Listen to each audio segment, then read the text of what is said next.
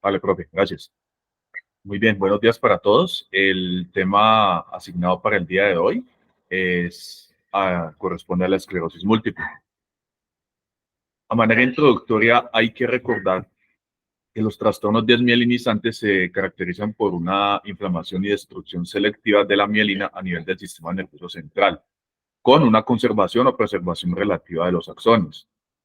El sistema nervioso, por lo tanto, va a quedar indemne y muchos pacientes no van a tener manifestaciones de enfermedades diseminadas de manera coexistente. En cuanto al déficit clínico, pues hay un efecto marcado importante de la pérdida de mielina en la transmisión del impulso eléctrico por el axón. En cuanto a su evolución natural, pues hay una escasa capacidad y pues lo conocemos por la biología y por la misma naturaleza, una capacidad escasa del sistema nervioso central de regenerar mielina y asociado a un daño secundario de los axones conforme avanza la enfermedad. Entonces, tenemos a la esclerosis múltiple como la enfermedad más frecuente en esta categoría, ocupando el segundo lugar después del trauma como causa de discapacidad neurológica que va a iniciar en fase temprana y media de la edad adulta. Esta es una enfermedad autoinmune crónica que se va a caracterizar por una desmielinización y neurodegeneración en el sistema nervioso central. Va a afectar principalmente a individuos entre los 20 y 40 años y es la causa principal de discapacidad no traumática entre los adultos jóvenes en el mundo occidental.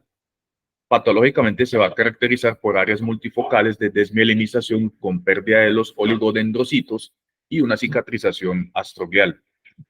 Si bien la lesión axonal es una característica patológica prominente, pues esto se va a ver especialmente en las últimas etapas. Hay características clínicas que son típicas de la esclerosis múltiple, pero como vamos a ver más adelante, esta enfermedad tiene un ritmo muy variable y formas atípicas. También se considera una enfermedad compleja, de origen desconocido, clásicamente considerada o catalogada como el resultado o el producto de la interacción de uno o varios factores ambientales que van a actuar en las primeras etapas de la vida sobre personas que están predispuestas desde el punto de vista genético. Esto generando una activación anómala del sistema inmune que a su vez va a reaccionar contra componentes del sistema nervioso central y que van a producir inflamación en la mielina y una degeneración axonal neuronal, en un proceso que se va a mantener a lo largo del tiempo.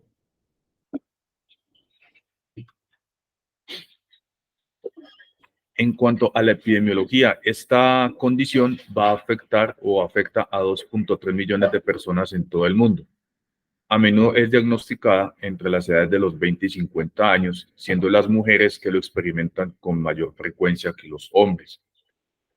Se considera que aquellos descendientes del norte de Europa y los caucásicos van a tener un mayor riesgo de desarrollar la enfermedad, con una disminución de la prevalencia a medida que se aleja desde la línea ecuatorial. Y pues esto, revisando varios estudios epidemiológicos, encontraron esa característica, que a medida que se aleja de la línea ecuatorial, pues la prevalencia va a tender a disminuir y pues a manera de recuento histórico, pues los primeros casos se detectaron en el norte de Europa, concretamente la península escandinava. Los países blancos significan no la datos. No hay datos, profe. Es Groenlandia, Colombia aparentemente, pero pues ya traigo una referencia. Menos la prevalencia, pero más la prevalencia de Así es. Según datos que se publicaron en el año 2020, se estima que hay 2.8 millones de personas con esclerosis múltiple a nivel mundial, frente a los 2.3 millones que se notificaron en el año 2013, lo que supone que una de cada 3.000 personas va a tener la esclerosis múltiple y que en los países que presenten o que tengan prevalencias más altas, esta cifra se incrementa hasta el rango de 1 por cada 300 personas. Aunque el número de personas con esclerosis múltiple ha aumentado de manera evidente en los últimos años, el sexo y la edad en el momento del diagnóstico siguen siendo similares a los que se observaron en el año 2013, al igual que la distribución regional a nivel mundial. La prevalencia mundial para el año 2020 es de 35.9 casos por cada 100.000 personas y se evidencia que está aumentando en todas las regiones del mundo a partir del año 2013. Únicamente el 14% de los países con datos epidemiológicos disponibles, tanto en 2013 como en el 2020, informaron una prevalencia que, si bien fue estable, también fue decreciente.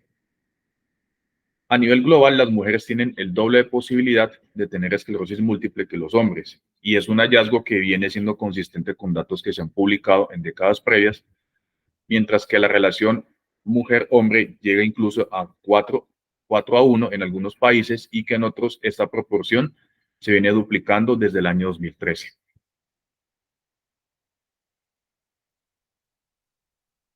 Con respecto a la incidencia, las tendencias evolutivas en las tasas de incidencia a lo largo del tiempo, pues no hay una claridad, no se ha establecido con una claridad cuáles son esas tendencias o esas tasas de incidencia, pero se ha descrito que la variación en la incidencia de la esclerosis múltiple según la región geográfica está bien descrita y por lo general es mayor a mayor distancia del Ecuador. Hay un gradiente y en cuanto a la existencia de este, el riesgo relacionado con la latitud se acepta como pues, producto de un hito cultural a nivel científico también y que se va a interpretar como el efecto del trasfondo genético o como la consecuencia de ciertos factores medioambientales. Pero hay recientes observaciones a nivel epidemiológico en varios países europeos que por ciertas razones no se ajustan a la teoría de la latitud, sino que sugieren que la variabilidad en el riesgo de la esclerosis múltiple es un fenómeno mucho más complejo que está caracterizado por variaciones intrarregionales significativas y que a menudo se consideran esperadas. También se considera una dispersión global de la prevalencia de esta entidad que va a oscilar entre el 5.2 y el 3.35 y la incidencia que oscila entre el 0.5 y el 20 y que es en gran medida independiente de la latitud. Este artículo publicado en el Acta Neurológica Colombiana reportó, y el cual se titula El estado actual de la esclerosis múltiple en Colombia, y según los estudios y según el registro individual de prestación de servicios, esto pues a base de una recolección de historias clínicas, en Colombia se atendieron para el periodo comprendido entre el año 2009 y 2013 un total de 3.462 personas con este diagnóstico y estableciendo una prevalencia nacional para ese periodo de 7.5 por cada 100.000 habitantes, siendo las cifras más altas en Bogotá, donde se atendieron aproximadamente 1.213 pacientes, seguido de los departamentos del Quindío y Risaralda. Y esta mayor proporción de pacientes está entre los rangos de los 50 y 54 años de edad. Y las mujeres van a representar o representan más del 70%. Y una conclusión importante de este estudio es que se cataloga a Colombia como un país con riesgo intermedio para esclerosis múltiple. ¿Esto en qué aspecto? En que es una enfermedad que genera altos costos para el sistema.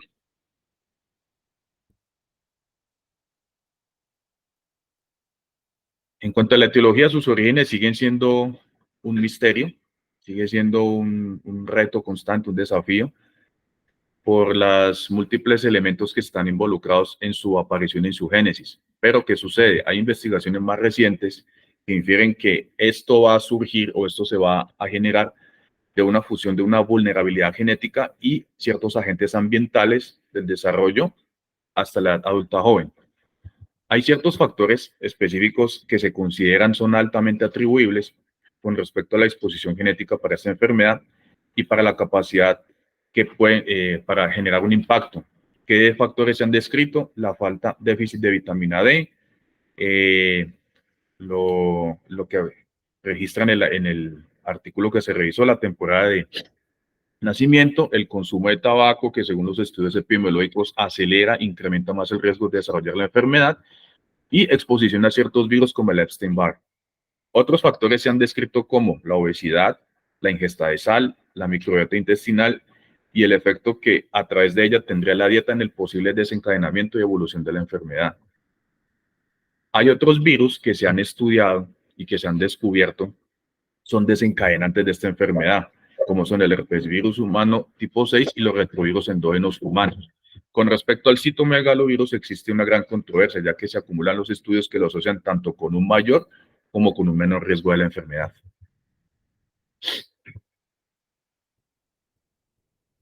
En cuanto a la fisiopatología, vemos en el gráfico que hay una marcada interacción del sistema inmune, donde tenemos las células T, las células T se pueden tornar autorreactivas debido a un antígeno desconocido que es presentado por el antígeno, perdón, por el complejo mayor de histocompatibilidad clase 2, y esto pues va a generar procesos de inflamación. Esto a su vez va a jugar un papel importantísimo en cuanto a la presentación de los antígenos a las células T. Van a interactuar células dendríticas, los macrófagos y otras células tales como el precursor de los oligodendrocitos que está marcado aquí,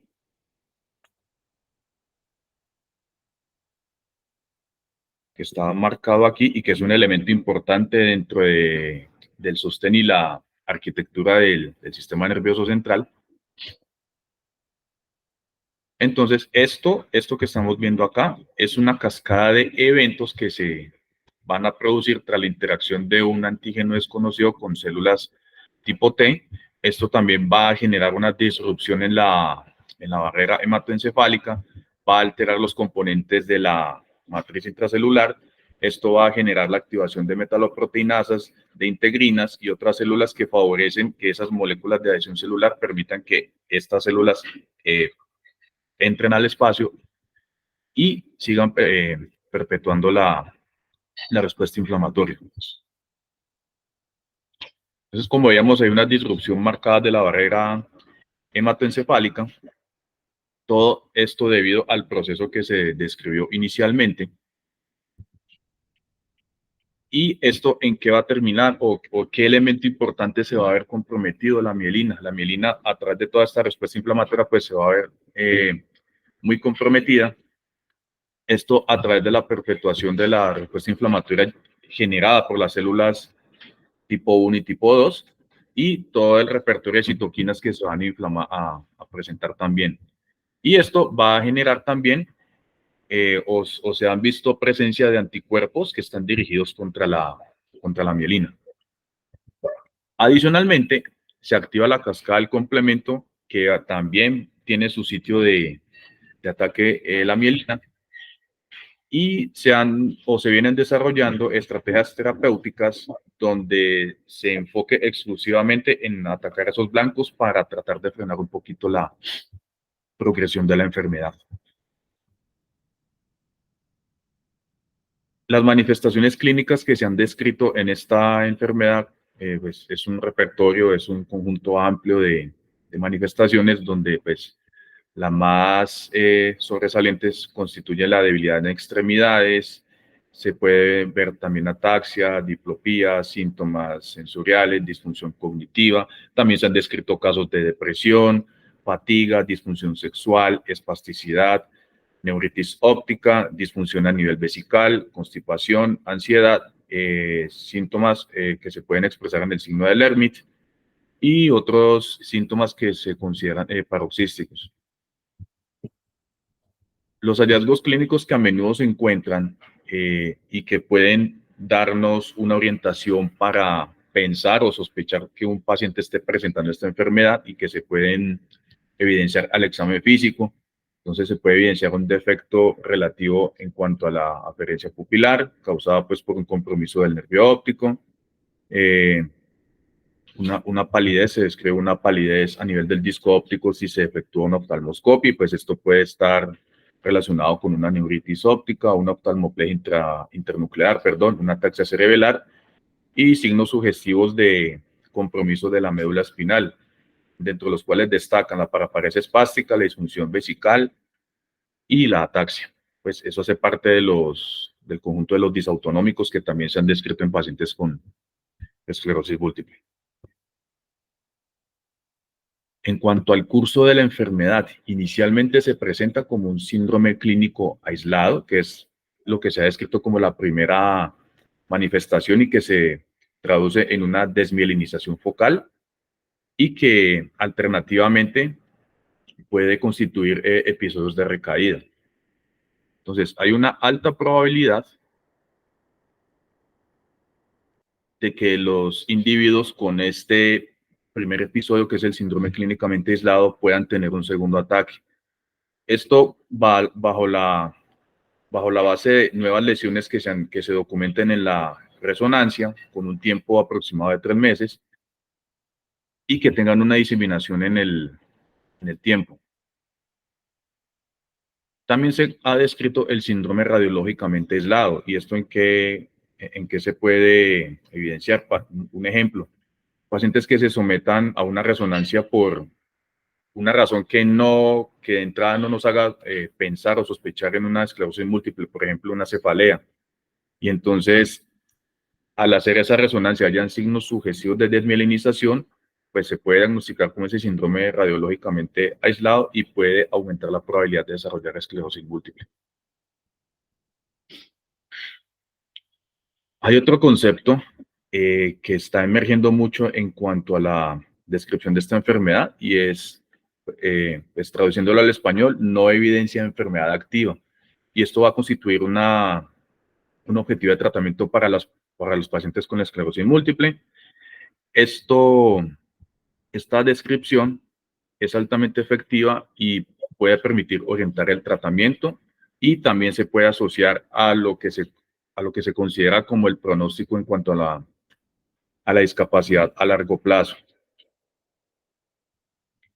Entonces, hablando de discapacidad, una de las escalas o herramientas que encontré es esta escala, la Expanded Disability Status Scale, donde inicialmente pues el paciente se cataloga o se visualiza con una función neurológica normal, va presentando signos clínicos mínimos, después se establece una discapacidad mínima, pasando a moderada, relativamente severa, ya después va a comprometer las actividades de la vida diaria, ya después va a requerir uso de dispositivos de asistencia y conforme va pasando el tiempo va a quedar postrado, en cambio, pues su compromiso funcional va a ser mucho más marcado.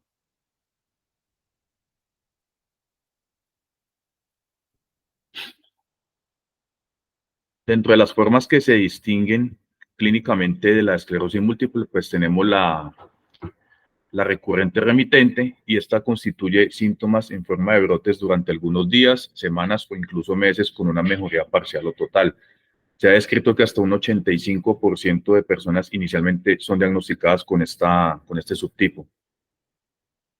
Luego sigue la primaria progresiva que se da aproximadamente entre el 10 y el 15% de las personas. Esta suele diagnosticarse en edades más avanzadas. La aparición de los síntomas tiene lugar de forma progresiva y va a afectar especialmente la marcha. También tenemos la secundaria progresiva, donde los brotes pueden seguir surgiendo, pero la recuperación posterior va a ser incompleta. Pueden presentarse unos cambios marcados y el empeoramiento de los síntomas puede ser lento y pues esto puede hacer difícil el diagnóstico. Y también se ha descrito una forma que es la progresiva recidivante, que es la más rara de los subtipos de esclerosis múltiple. Solamente se ha descrito en un 5% de los pacientes y cuanto a su presentación clínica, pues va a puede guardar similitudes con la primaria progresiva. Pero pues, como les dije hace un momento, pues esta última forma es la menos descrita en la literatura. En cuanto al diagnóstico para estos pacientes, como se dijo anteriormente, constituye un reto porque comparten signos y síntomas y las ayudas o con las que se cuenta para llevar a cabo el diagnóstico, pues aduce a criterios clínicos y radiológicos. ¿Sí? Esto se condensa en los criterios de McDonald. Ya les voy a proyectar la tabla donde combina criterios clínicos y paraclínicos y esto pues va a permitir establecer la diseminación de la inflamación tanto a nivel del espacio como a nivel del tiempo. Entonces, se considera que es necesario que se reúnan ambos criterios para que el diagnóstico de la enfermedad se confirme.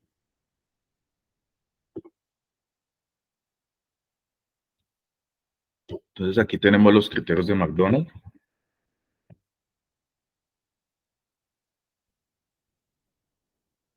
donde vemos esto usualmente es en la primera forma, que es en la primera forma que habla de la que habla de recaída y recurrencia, donde si tenemos en cuenta la diseminación a nivel espacial, pues tenemos que se ven evidenciar clínicamente dos lesiones, o al menos una con evidencia histórica de un ataque previo que involucre un sitio diferente del sistema nervioso central, o que se caracterice una lesión en la secuencia T2 en al menos 2 de 4 áreas típicas del sistema nervioso central. ¿Cuáles son esas áreas? La yuxtacortical, la infratentorial, la periventricular y la médula espinal. Eso en cuanto a diseminación espacial, pues haciendo referencia al parénquima cerebral. Ya a través del tiempo, se considera que deben haber presencia de dos o más ataques separados por al menos un mes de diferencia, o que hay una presencia simultánea de lesiones si se utiliza el gadolinio, y que haya también una presencia de una nueva lesión a nivel de T2, y que haya presencia de dos o más bandas oligoclonales en el líquido cefalorraquídeo.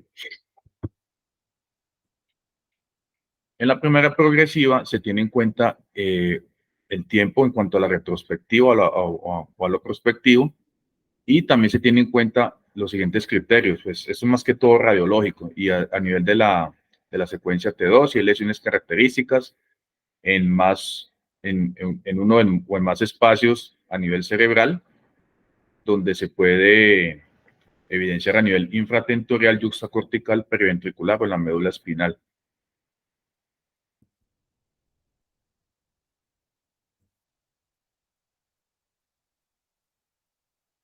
En cuanto a la forma progresiva, su diagnóstico involucra o debe suponer reconocer en la discapacidad, la progresión de la discapacidad en el periodo de un año, si es a nivel prospectivo o retrospectivo. Otros requerimientos para el diagnóstico pueden incluir uno o más lesiones en las formas típicas, dos o más lesiones en la médula espinal o presencia de bandas oligoclonales. Si se está evaluando una persona que puede tener una esclerosis múltiple, el primer paso es identificar el síndrome clínico, o sea, de los cuatro que se revisaban, pues a cuál puede corresponder. Los signos y síntomas usualmente dependen y corresponden a la localización de la lesión y deberían durar al menos 24 horas. Los fenómenos de neuritis óptica, los síndromes del tallo cerebral, tales como la oftalmoplegia internuclear, los síndromes cerebrales y la mielitis transversa, son considerados típicos, y esto pues amerita una investigación posterior. También se han visto formas donde hay compromiso marcado de la función cognitiva y también de enfermedades psiquiátricas. Pero pues esto es muy raro, o sea, no es lo usual. En cuanto a las pruebas diagnósticas, nos podemos ayudar de los siguientes tests o exámenes. Entonces, podemos solicitar niveles de vitamina B12, ácido fólico, anticuerpos antinucleares, los ANCAS. También podemos ayudarnos de la función tiroidea, solicitar serología para VIH y sífilis. Dependiendo de la presentación, si estamos o si estuviéramos pensando en una neuromielitis óptica, los anticuerpos aquaporina 4, los antimielina oligodendrocitos, ambos para neuromielitis óptica. También podemos ayudarnos con la velocidad de eritrosedimentación, el factor reumatoideo, el complemento, el DNA de doble cadena, las anticardiolipinas, los anticuerpos fosfolipídicos, y también solicitar serología para el HTLV1 o 2. Dentro de las herramientas diagnósticas también tenemos o contamos con la función lumbar, pues donde se ven evidenciar las bandas oligoclonales que no estén apareadas, que haya nuevas lesiones que se potencien con el gadolinio, mayor o mes. Las típicas lesiones cerebrales se describen los dedos de Dawson, que son a nivel periventricular. Ya en la siguiente diapositiva los voy a enseñar. Si se involucra el cuerpo calloso, si hay lesiones infratentoriales, si hay lesiones yuxtacorticales. En cuanto a lesiones de la médula espinal, si hay menos de dos vértebras menos de 2 segmentos vertebrales en cuanto a altura, y si las lesiones son pequeñas y localizadas periféricamente. También nos podemos ayudar de los potenciales evocados, que resumiendo, son eventos que se generan a nivel del sistema nervioso central, estimulando un órgano sensorial. Se usan para detectar formas subclínicas anormales del sistema nervioso central. También pueden ayudar a definir el sitio anatómico de la lesión en tractos que no se visualizan fácilmente por imágenes, valga la redundancia. Y los tres potenciales que más se usan son los somatosensoriales, los visuales y los auditivos. Pacientes con un diagnóstico clínico de esclerosis múltiple pueden tener unos potenciales visuales anormales, las respuestas entre un 50 y 90% de los casos. Estas respuestas visuales particularmente son útiles en pacientes que carecen o en quienes no se evidencia de manera clínica, y pues nos pueden ayudar también a orientar el diagnóstico. También se deben tener en cuenta los desórdenes tanto oculares como retinales, y pues estos deben excluirse antes de llevar a cabo la realización de los potenciales. Aquí vemos entonces en esta figura una resonancia magnética donde vemos aquí señalado con la flecha amarilla los cuerpos de Dawson, ¿sí? Que son a nivel periventricular, y también vemos aquí lesiones a nivel del tallo cerebral y del cerebelo, pues que también se pueden ver comprometidos en la esclerosis múltiple, y que eso se traduce en los signos clínicos. En cuanto al diagnóstico diferencial, tenemos la neuritis óptica, tenemos los síndromes del tallo cerebral aislados, tenemos también los síndromes aislados de la médula espinal, tenemos también lo que se considera los polisintomáticos y los que tienen un inicio progresivo.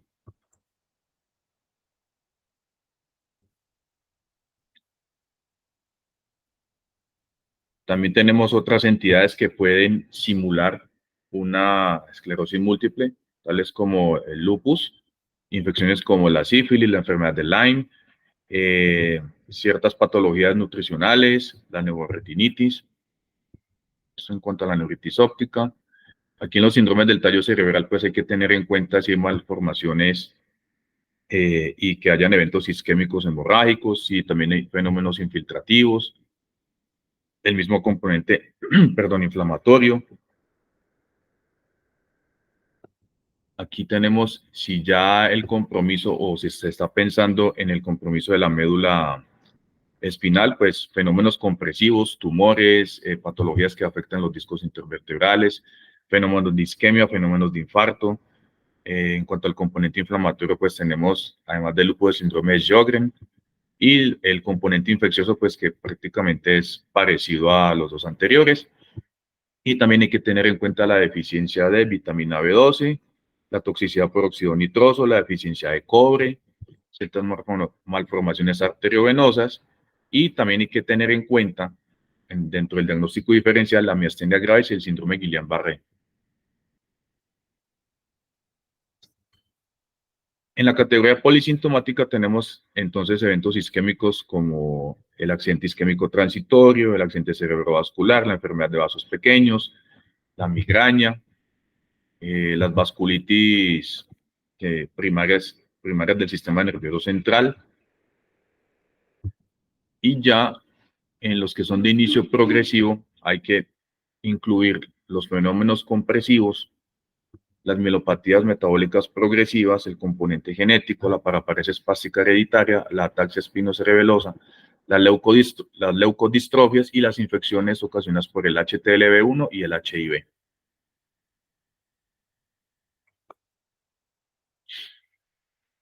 En cuanto al tratamiento, se establece que hay varios tipos o hay varias circunstancias en las cuales pues, se va a requerir el tratamiento.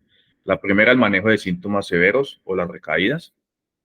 En la segunda categoría, las terapias modificadoras de la enfermedad. Y la tercera, el tratamiento sintomático.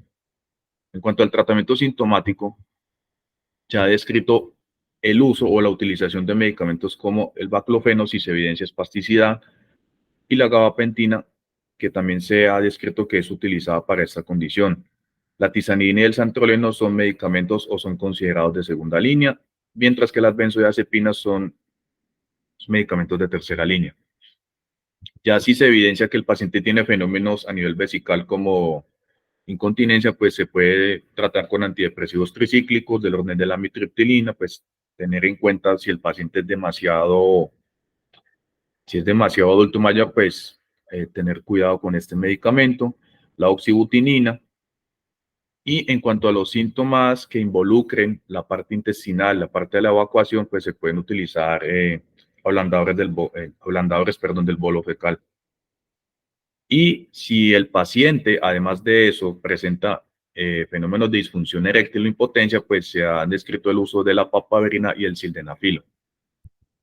Los anticonvulsivantes se usan para tratar los episodios paroxísticos de alteración del estado de ánimo. También se han utilizado o se utilizan para las convulsiones. El clonazepam se ha descrito para uso de temblores que se generan a nivel cerebelar.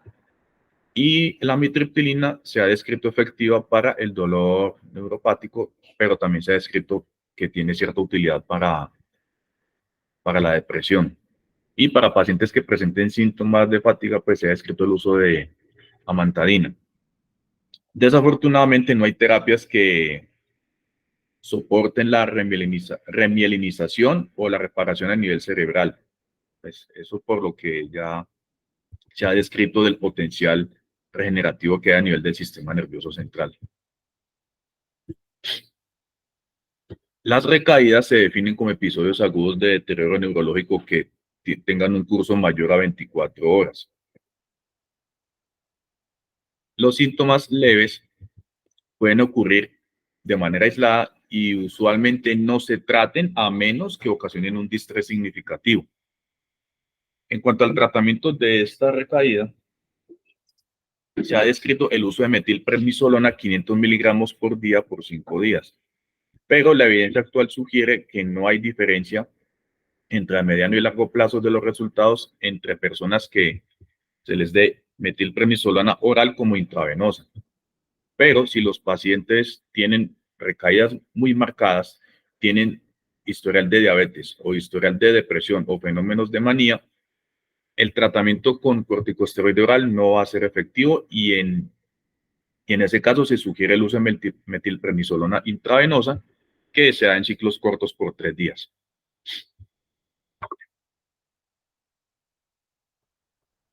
Aquí vemos este cuadro donde se describen los tratamientos que se utilizan o que están en la categoría de los tratamientos modificadores de la enfermedad, pues donde vemos en el tratamiento de primera línea el uso de interferón, pues que también tiene un efecto inmunosupresor.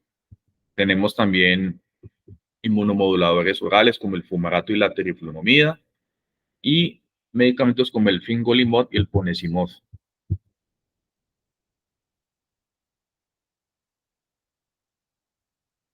En cuanto al pronóstico, recordar entonces que la evolución de esta enfermedad pues es variada e impredecible. En la mayoría de los pacientes, sobre todo pues cuando comienzan o debutan en forma de neuritis óptica, estas remisiones pueden durar de meses a un periodo mayor a 10 años. Recordar también que la mayoría de los pacientes que tienen un síndrome clínico aislado, es decir, un 60-80%, finalmente desarrollan esclerosis múltiple con una segunda lesión que es evidente o una resonancia que va a detectar una lesión, generalmente dentro de los 5 años después del comienzo de los primeros síntomas.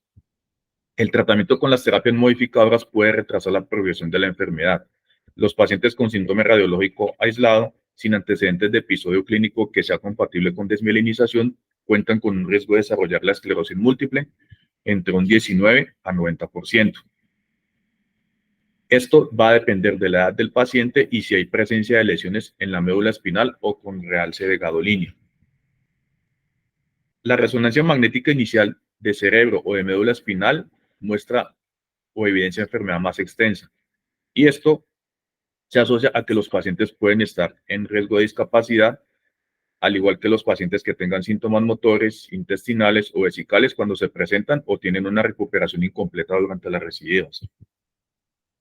y desafortunadamente la esperanza de vida disminuye solo en casos muy graves. Es una enfermedad que, como se comentó en la presentación, pues tiene un curso variable, puede ser impredecible, pero pues que tiene una carga no solo importante a nivel económico, sino también a nivel social, tanto para el núcleo familiar del paciente como pues como para toda esa parte que lo representa.